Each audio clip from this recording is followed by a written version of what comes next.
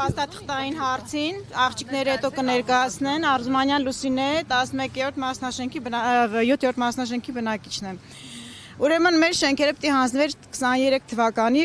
դեկտեմբերին, լավ, համակերպվեցինք, 2 տարի անցավ, հիմա սկսել ենք վերանորոգումը, շատ մարդիկ արդեն բնակվում են այստեղ, բայց գազ ամեն դեպքում չունենք, որը բավական լուրջ խնդիր է, հիմա մարդիկ ձմեռը հազիվ անցկացրեցին, մենք էլ պետք է մտնենք, բայց դեռ չկա ոչ մի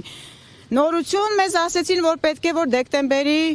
վերջ լիներ, հա, ոնց որ սկզբից ասին դեկտեմբեր, հետո հետաձգեցին, ասին հունվար, ինչ որ նամակագրություն քաղշին, աղջիկները կներկայացնեն ինչ են գրել։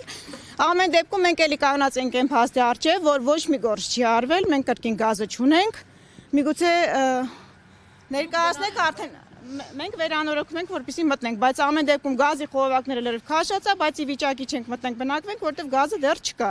Մարդիկ մի կերպ ջեռուց, չգիտեմ, հոսանքը օգտագործելով 100,000 գումար տալով բնակվում են, բայց այդ խնդրի առջև մենք էլ ենք ակնելու վաղ թե ուշ։